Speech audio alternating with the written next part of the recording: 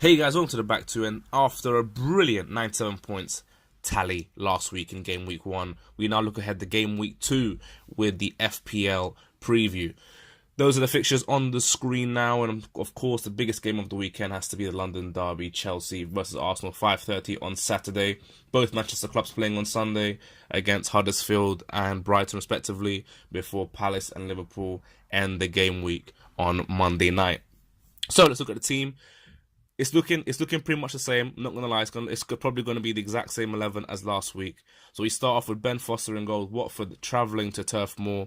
Burnley had a very difficult game on Thursday night. They went all the way into extra time before scraping a 1-0 win, advancing into the next stage of Europa League qualifying. So I'm hoping Burnley are going to be a bit tired and Watford are able to capitalise and come away with a clean sheet.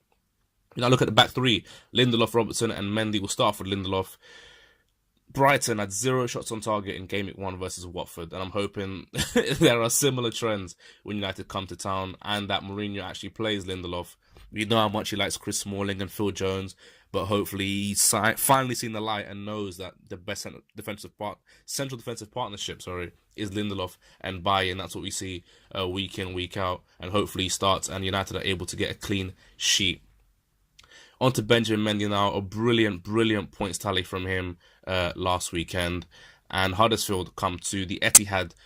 They recorded 1 shot on target in game week 1. Only Brighton recorded fewer, as I said before, with 0. So we're hoping that Mendy can get a clean sheet and, of course, get a few assists on as well to get back to double figures and probably maximise those bonus points as well.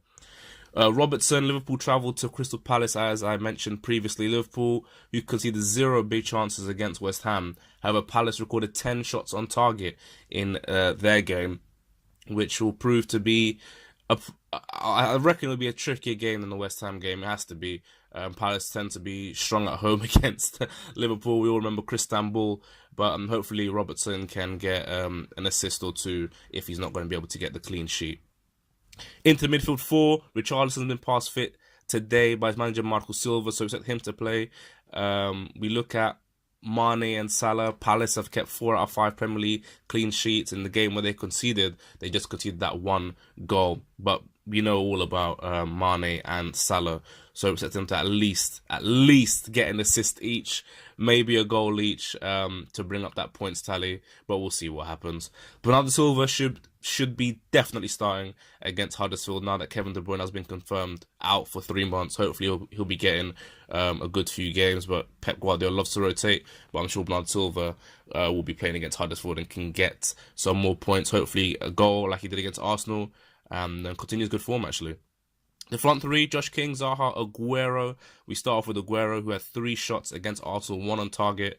But it's Huddersfield. Surely he's going to get some goals against Huddersfield on Sunday. Huddersfield conceded 33 goals away from home last season. It should be flying in at the Etihad, and Aguero should be at the top of that list. Liverpool kept 17 clean sheets last season, but only 5 were away. So hopefully Wilfried Zaha is able to get on the score sheet, and we can counteract that with Robertson getting a few assists down the other end for Liverpool. Josh King, 1 goal attempt last week.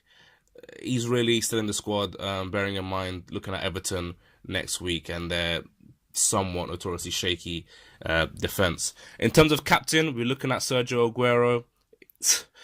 Last year showed us that we've got to keep it on Mohamed Salah, but you can't look away from City's fixture with Huddersfield, especially being at home as well. So we're going to go with Aguero. Maybe Mendy, if you're feeling a little bit cheeky, because the clean sheet is probably on the cards. He'll probably get a few more assists, so it might be a decent punt to go with Mendy, but I'll probably be staying with Sergio Aguero.